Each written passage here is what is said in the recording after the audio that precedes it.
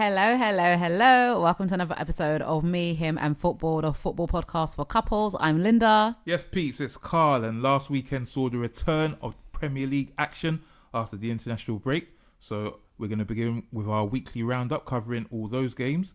But this week also saw the return of the Champions League, so we'll be talking about some of the key games in that competition that have happened thus far. We're recording on a Thursday, so there are actually games happening this evening as well. Linda's going to be learning about the creative and wide midfielders. You know, I find them to be the most fun players on the pitch. So she's gonna learn about a bit of creativity and flair and imagination.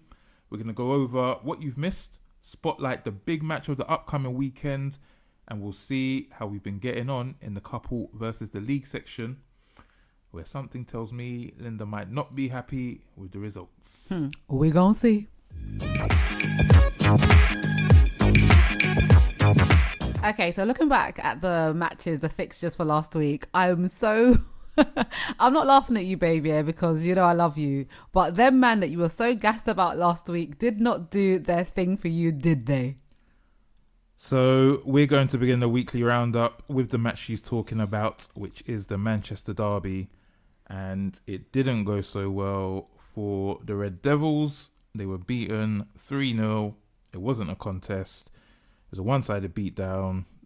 They looked pathetic, to be honest. And that man, Erling Haaland, he scored 2 goals, what we call a brace in football. So if you score 2, you get a brace. 3 is a hat-trick.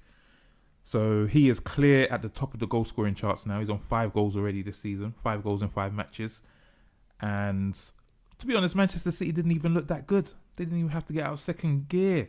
But Manchester United were so poor, it was just too easy. Now, let me tell you something. Last week, you were saying about how, you know, when it comes to big matches, Man United, normally they can do their thing. It's the smaller matches. And now, I wouldn't say I'm a football expert in any shape or form, but I literally have no confidence in those guys whatsoever. So, like, I just feel so bad. If I can, we'll see if we can edit in what you were saying last week. Well, sometimes you got to put a brave face on things. The situation at Manchester United is dire. The manager probably needs to go, to be honest. In fact, I think he should have gone after the Europa League final last season when they lost to Tottenham. But he's won 8 out of 38 Premier League matches since he took charge last season. It's just, you know, this is the type of... For Manchester United, that's unacceptable. But to be honest, that would be unacceptable for Wolves or West Ham. Yeah. You know, that type of record, you should be sacked. And I don't know how he's lasted so long, but I don't foresee it lasting much longer. I mean, we'll come on to the predictions later. We've got Chelsea this weekend, and you know, that's another tough match. So for Ruben Amorim, the man who keeps talking like he wants the board to sack him, he might get his wish soon if he carries on like this. Boy, anyways, let's not dwell on that. What happened with Burnley and Liverpool? Let's move on. So you're not going to believe this. I mean, this Liverpool side, every match they've played in the league, and will come onto the Champions League as well, they have won literally in the last moments of the game. No. So Burnley, newly promoted, you know, put in a very resilient performance, looking like they were going to get a 0-0 draw. They can see the penalty in like the 95th minute. Mo Salah, the man who always delivers under pressure for them, delivered again. Yeah. And they took all 3 points. Yeah. And they remain top of the league. Listen, I ain't surprised. Liverpool are my pick to win the season, you know, so... Well, I mean, if their luck keeps going as it is, then maybe they will, because I can't believe what's happening literally every single game. But you know what? At this point, I don't think it's fair to say it's luck, because, you know, to have a team where you've got a player that is constantly... you know, showing up when the crunch time. That to me ain't luck. It sounds to me like they're a good team. No, it's a bit sour grapes from me. I know it is, I can tell. As a Man United fan, I am a hater. But I also give credit where it's due. And Liverpool are very resilient. They've got a team that knows how to win. They're reigning champions, and some of these players have won the Champions League before, so they know how to get over the line. They know not crumble under pressure. Not crumble under pressure. They know that a match is not over until the whistle is blown. Yeah. So you just keep going, and eventually you make your own luck in this life, isn't it? Absolutely. Moving on. A team that's not making their own luck is West Ham. So they had a little resurgence in game week 3 when they beat Nottingham Forest 3-0 away. and that came out of nowhere because they'd been dire prior to that, and they'd returned to those dire straits in this match against Tottenham, where they lost 3-0 at home. So Graham Potter is, I'd say, along with Ruben Amorim, they're probably the betting favourites to be the first manager to get sacked in the Premier League. I forget you can bet on almost everything when it comes to the Premier League, isn't it? Yeah, not that we're promoting gambling, but you. Oh yes. you can bet on all sorts, and this can't continue for West Ham. They're not happy with his style. They're not happy with the personnel of players. They've lost their best player. Well, one of their best players, Mohamed Kudus, to Tottenham. So he played in this match. Oh, did he? Yeah. Did he score against them? He didn't. He didn't score. That would have been some salt in those wounds, boy. But yeah, I think Graham Potter, like Ruben Amorim, you've got to turn it around soon or you're done for. And the final match we'll cover is Brentford versus Chelsea. Now, this is a surprising result, 2-2. Yeah, so Chelsea, reigning Club World Cup champions, a team that had been looking good this season as well, without looking spectacular, but they struggled. The West London derby, derby matches are just notoriously difficult to navigate, aren't they? So, Brentford, they've got a new manager. They lost their best player, Brian Mbeumo, to Man United. They lost their best striker, Johan Visser, to Newcastle. They lost their midfield general, Christian Norgard, to Arsenal. He's not even getting a game there. And they're showing their resilience because they're just hanging in there. Yeah. So they were 2-1 down going into injury time, but they salvaged it to nick a draw against Chelsea. Do you know, good for them. Good for them. It is absolutely good for them. So, to be honest, it was quite a boring weekend in the Premier League. There weren't a lot of goals. A lot of defense seems to be the priority for teams this season. We've had a few seasons where defense has been terrible, but it makes for fun for the fans because there's goals every game. But last week, we had Crystal Palace 0-0. We had Everton 0-0. We had Fulham beating Leeds 1-0, but that was only because of an injury time own goal. But do you think that maybe they're playing it, careful for this half of the season, and then once the season comes to the second half, then they're going to be just going for it? I'm not so sure. You get trends in football where you get periods, eras where it's free flowing and goal scoring, and then you get eras where defense reigns. So, don't want to go too far back for those of you who may not know, but when you had Rio Ferdinand at Manchester United, John Terry at Chelsea, you had Jamie Carragher at Liverpool, and those teams were, very defensively solid. Yes, they had attacking talent, but defense was prioritized. And then we moved on to an era where, we didn't have such great defenders, and maybe we're moving back to an era of defense now. So let's hope that next weekend we get a few more goals. Yeah, we'll see. All right, so then the Champions League. So the Champions League, this is the premier competition in the eyes of most people. It's the Champions League. It's the best in Europe, facing against the best in Europe. The prize money on offer is stupendous. How much is it? She put me on the spot now. Yeah, how are you going to tell me it's stupendous and not tell me the amount? Well, let's have a look. The Champions League prize pot for the winners. Yeah. This season, we're looking at. So, for the league stage, each club is going to get a guaranteed payment of 18.62 million euros. What? Yes. What? Yeah. Not the winner. So no. Just for being in the league stage, just for being in it. Correct.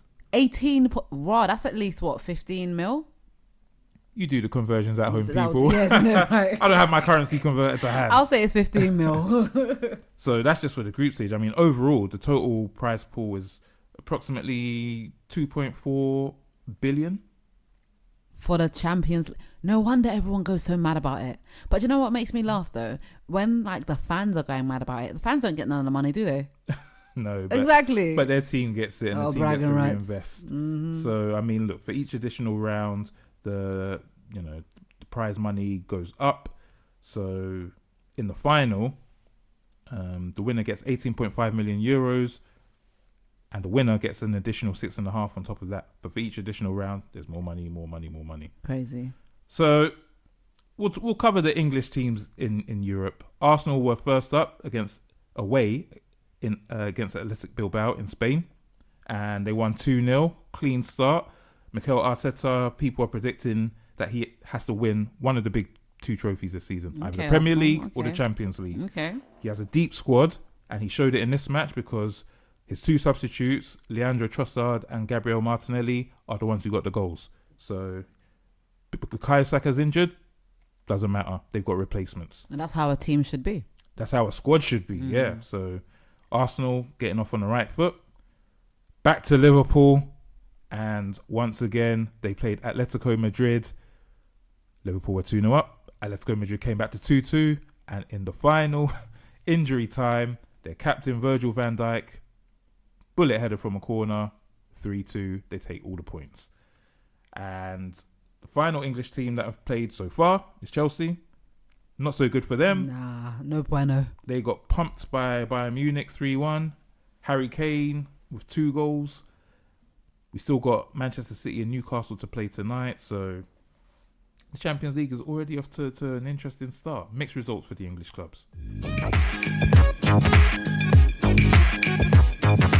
So this week, Linda is going to learn about wide midfielders. The most creative, flamboyant, full of flair, and they're the ones who get you out of your seats. They're the Ryan Giggs, Manchester United's winging wonder, the wonder winger. He's the reason why I support Manchester United, and it's because of his dribbling, his pace. And wide midfielders are very different to what we talked about last week, where we talked about central midfielders. So central midfielders, they're like the rocks. They're the rocks, but these guys are the flair. They're the imagination. You know, they're the ones who whip the ball into the box for the strikers to get on the end of. So when we talk about wide midfielders, do you have any other? I've just mentioned Ryan Giggs, but do you have any idea of any others? Yes, I do. David Beckham, Ronaldo, and Salah. Oh, God. She read the list that I gave her, peeps. Good. Very good. Good. So there have been different types of wide midfielders in the Premier League. In the early years, from like the 90s to the early 2000s, you had wide people like Beckham and Giggs. So they'd whip balls in from the wide areas so that the strikers could get on the end of it with a header, or, you know, maybe control it and then get a strike in the box. So the profile has changed over the years. Where those guys provided assists, it's evolved to wide players now being the main goal scorers. So where strikers used to be the main goal scorers, it's now evolved to wide players becoming the main goal scorers. Okay, wait. So the main goal scorers are no longer strikers? Not really. I mean, you got Erling Haaland. He's old school striker who gets the goals. Alexander Isak. But beyond that, there's not been that many. So we talked about Mohamed Salah. Mm-hmm. Obviously for Liverpool, I believe he's scored more Premier League goals for them than any other Liverpool player in the Premier League era. Damn. So you got Mo Salah, you had Raheem Sterling when he was at Manchester City, just banging them in, and Heung-min Son for Tottenham. Yeah. So it's evolved. Where Ronaldo, I can't believe he's a wide midfielder. Well, so Cristiano Ronaldo is just unbelievable. I mean, he actually kind of defines everything that I've talked about, because when he began at Manchester United, he had all the tricks and the flair, but everyone said he didn't have the end product. So he had imagination, he could dribble past players, but his crossing was wayward and he wasn't getting goals. Then he evolved to become a goal-scoring winger, and then his final form was that he was just a striker who just scored goals. Okay. Forget beating players, just get the ball into him, he get it out of his feet, ping, goal. Okay, so that's the difference between a wide midfielder and a striker. So a wide midfielder might have to do a small tackle to get the ball, and then they can still score at the end. Whereas a striker, the whole point is for other members of the team to get the ball to the striker so they can just score it. Correct. And the central midfielders, their job at a base level is to feed the wide players who if they're as potent a seller, will then go on and score themselves, or those wide players will then feed their striker like Haaland, who will then score. Okay. And all teams have wide midfielders as well as strikers. Not necessarily, because there are so many different formations in football, and maybe we'll come on to formations next week. Yeah, I think so. Because you can have teams with wide midfielders, so they're literally on the edge of the touchline, and typically those are the players who will dribble and try and get past people and then put the ball into the box. Or you can have teams with, they call them inverted wingers or inverted wide players, and so they're not as wide, but they'll cut in and take a shot. So yeah, maybe we'll come back to those. But do you know what? I think at one point on this podcast, we need to just go over the basics of what's on a field, as in the areas of a football field. Yeah. That's another one. Do that. Yeah. But these guys typically operate in the final third of the field. So if you watch football, you might hear the different thirds being referred to. There's your third, there's the middle third, and there's the final third. The final third is where the damage is done. That's near the goal, the opposing goal. Correct. That's where the wide players operate. That's where the strikers operate. Okay. So, I love the wide players. If you talk about global legends like Luis Figo, David Ginola, Arjen Robben, and Lionel Messi, can't forget him, even though he gets goals. Really, he's a wide player. But that is actually crazy. Like so many of them are so famous, and I just presumed they were strikers. Yeah, no. This is the evolution of football, and it changes. And I still like my strikers to get goals, but if you can get one of these wide players to chip in, you're in business. So final question, with Erling Haaland, does he have a wide midfielder on his team? Yeah, he has a few of them, and one of them, Jeremy Doku, who hasn't really set the world alight since he's been at Man City. I think this is his third season now, but he got 2 assists last week, so okay. Maybe he's coming into waking up, coming into his own. But if you have anything that you want us to cover in this section, don't forget to send us an email, mehimandfootball@gmail.com, or we are on X, we are on TikTok, we are on Instagram, and we are on YouTube as well, Me, Him and Football. Yeah.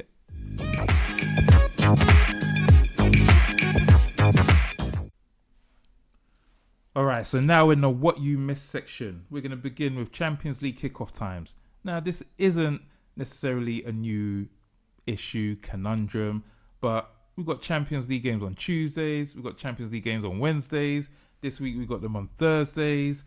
Is there too much football on? How do you feel about it? Yes, I say there's too much football. Yes, there's absolutely too much football. Absolutely, yes. Now, I'm not sure I necessarily agree, but I just think the way some of these competitions are drawing out their match rounds. So, for those who don't know, the Champions League is a UEFA competition. Now, UEFA have 3 competitions. They have the flagship, the Champions League, the Europa League, and the Conference League. And each competition gets a week where games are played on Thursdays as well as the traditional Tuesdays and Wednesdays. And for the Champions League, that's this week.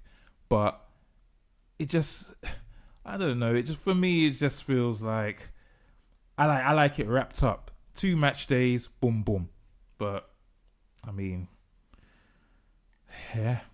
For you non-football fans who we're trying to convert, it's more opportunities to get into football because there's more football on, and it is top quality football. I'm over here making faces, by the way. He's making faces. I don't know. I think maybe it is too much football. But what is the real problem? Is it that it's too much people to watch, or it's too much of players to play? Well, it's just like every day, isn't it? You're thinking, oh, now I've got to remember there's another match on tonight. Exactly. And so if you're feeling that way as a football fan, non-football fans are definitely feeling it. Well, I think what it is that these federations keep tinkering. They're trying to get as many eyes on these matches as possible, and in their minds, staggering matches means that you'll get people being able to watch matches on a Tuesday, Wednesday, and a Thursday. But yeah, I think there's always oversaturation. Agreed. So staying with the Champions League, if you didn't see Liverpool versus Atletico Madrid, their Atletico Madrid's manager Diego Simeone, he got sent off, and this was for reacting to a Liverpool fan who had been insulting him all game. Now, We've had an incident with Liverpool fan at the start of the season with Antoine Semenyo. And I just want to ask, do you think it's fair for fans to be able to abuse managers and players and not get a reaction? As in not get a reaction from the player? Yeah, or the manager. No. I'm sorry, you have to remember you're dealing with a human being.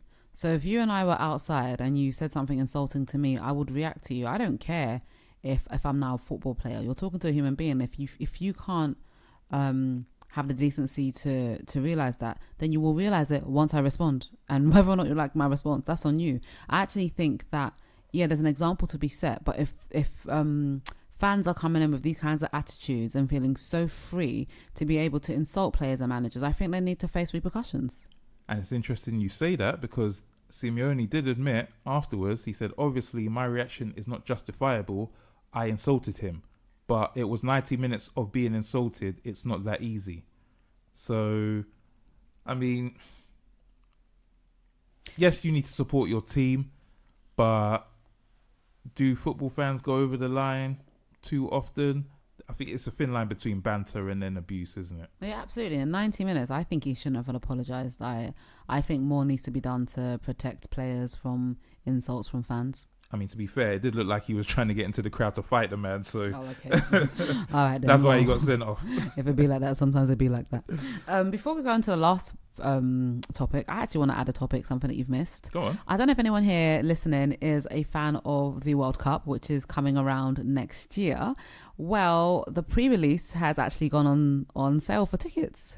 And the reason I know that is because my little brother asked me to fill out a form to put my name in the ballot for some. So if you are interested in going to the World Cup next year, then please know that you can sign up to the website. And I think you have to have a Visa card. So if you have a MasterCard, then friend, I'm sorry, it won't work. But if you're Visa registered, there is like a pre-release form that you can sign and, tick where you prefer to go. It doesn't guarantee a ticket, but it puts you in the ballot, and then you get like a window of how much time you have to actually buy the tickets you've been allocated. Wow, she sounded like an agent.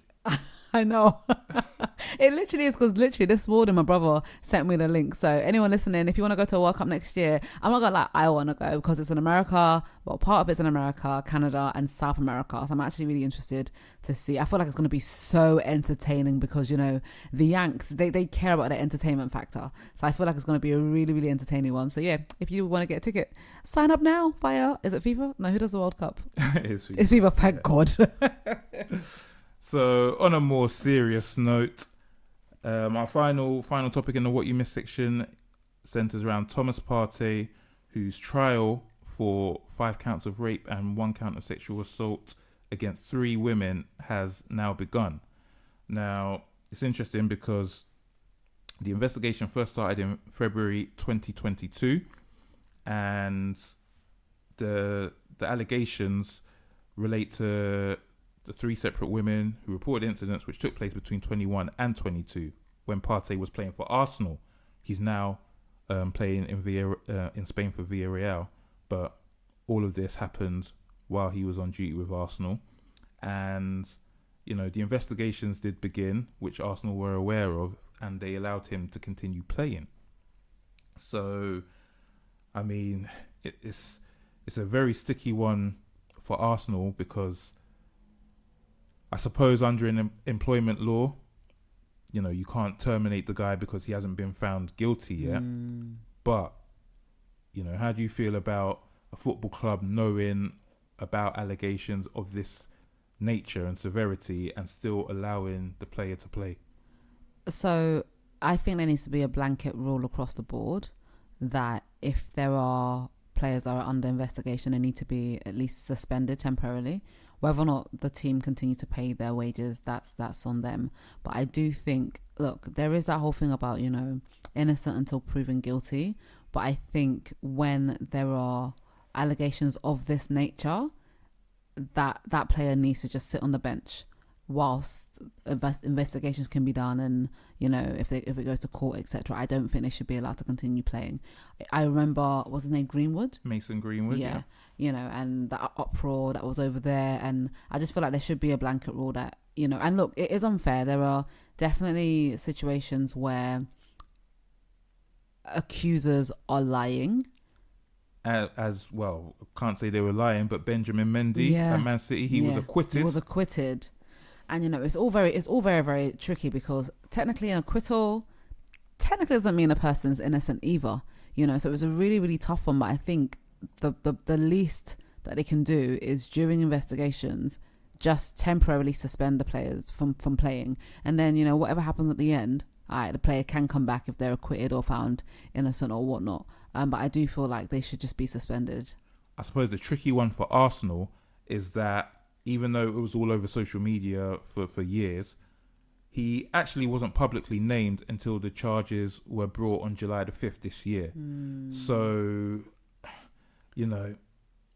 because of UK law, they couldn't violate suspend him, which would further fuel suspicion. And however, right, there are ways of, even if they don't announce it as an official suspension, if the player just isn't playing games, then so be it, and whether or not that leads people to suspect that is the player, that's just an unfortunate side effect of what's happened. It doesn't have to be like, official suspension, but I do feel like the players should just not be playing games.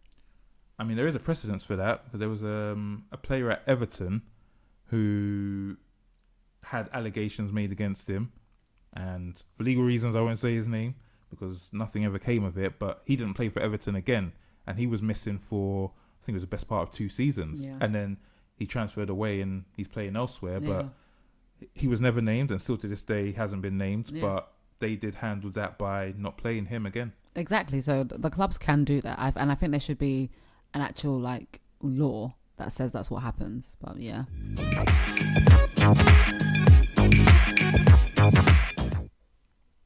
So the match we're spotlighting in this week's fixtures is going to be Arsenal versus Manchester City. Now, Arsenal are looking like the strongest contenders to Liverpool's title, but Man City, as we've talked about earlier in this episode, having beaten Manchester United 3-0, are showing that it's still early in the season and they're not out of it. So this is a big match. Last season, Manchester City's worst season probably since Pep Guardiola come to the Premier League. Okay. They lost 5-1 at Arsenal. Oh. Yeah. Oh. They got absolutely slapped. And was Haaland playing that game? Haaland actually scored the goal. The one goal.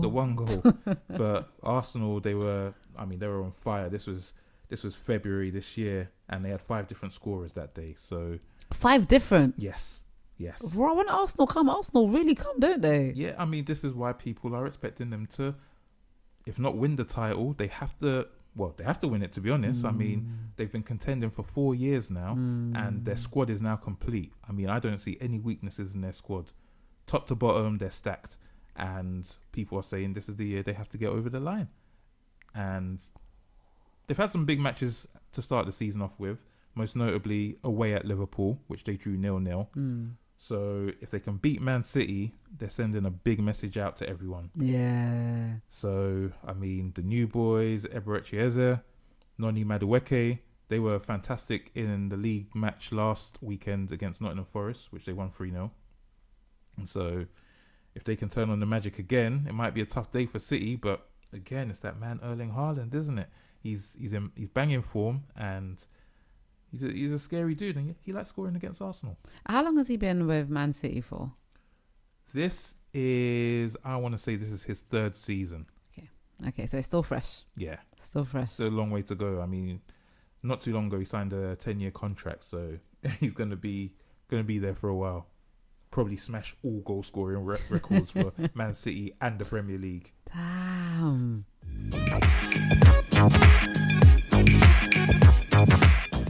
Okay, so it's time for our predictions, aka couple v the league. This is actually becoming my favorite part of the show because I actually am getting low-key invested in, who's scoring what and who's winning what and who's doing what. So I'm ready.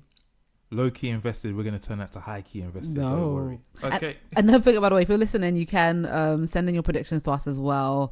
At the end of the season, let's see who wins. Yep. Send them into mehimandfootball@gmail.com. Come on. Okay, so let's start with last weekend's results. Yes. We'll begin in North London. Arsenal, Nottingham Forest. The result was 3-0. Arsenal. Oh my gosh, you got that right. I know. Please. Okay, whatever. Next up, we head to the South Coast, Bournemouth versus Brighton.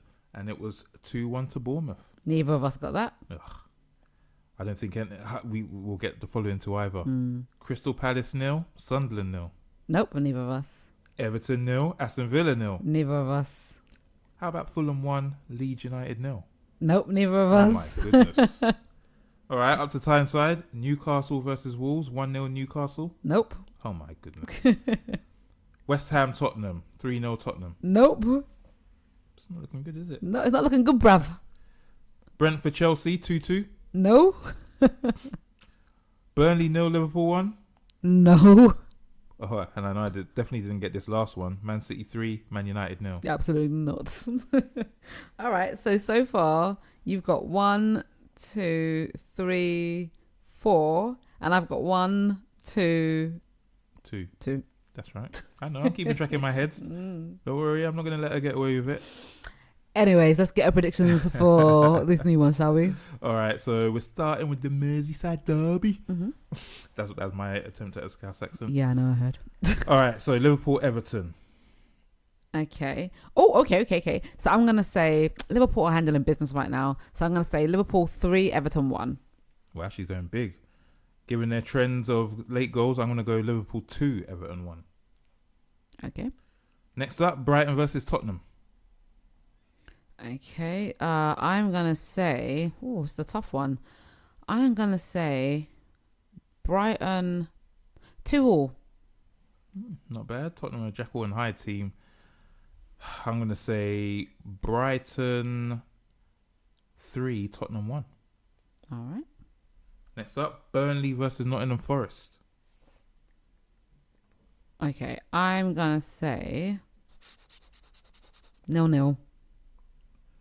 I'm actually going to go 1-0 Burnley. All right. All right, so to East London for West Ham versus Crystal Palace. Oh, okay. I'm going to say West Ham 0, Crystal Palace 2. Oof. I was thinking about that. Palace is struggling to score. I might go West Ham 0, Palace 1. All right. All right, Wolves versus Leeds. Oh. Wolves are out of point. They've got to get off the mark. I'm going to say this might be the game for them. 1-1. I'm going to go 0-0. All right, big match. The biggest match of Saturday. Manchester... Well, the Scousers might disagree. But Manchester United versus Chelsea. All right. So, gosh.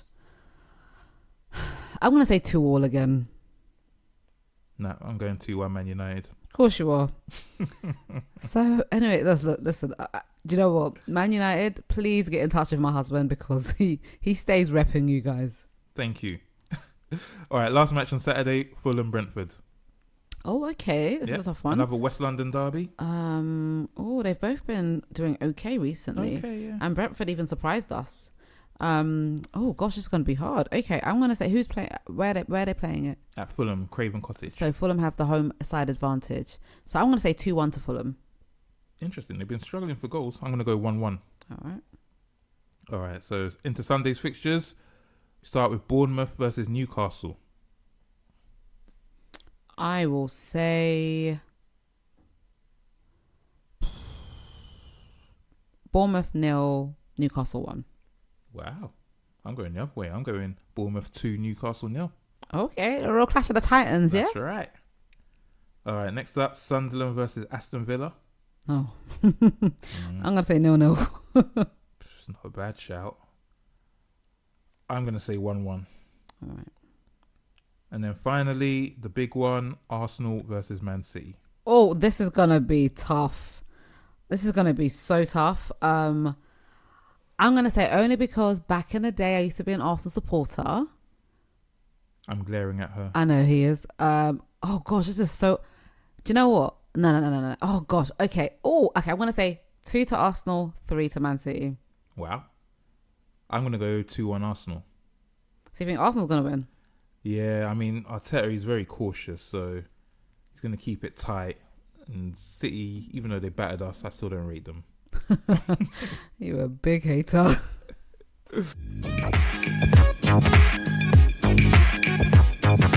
So that's it for this week's episode. You can catch us on all our socials. You can catch us on Instagram, Me, Him and Football. You can catch us on Twitter or X. I need to get rid of time zone. Now it's X. Nah, it will be forever Twitter in my heart. I don't care. Again, Me, Him and Football. You can email us, mehimandfootball@gmail.com. And you can also catch us on our YouTube channel, Me, Him and Football. Until next time.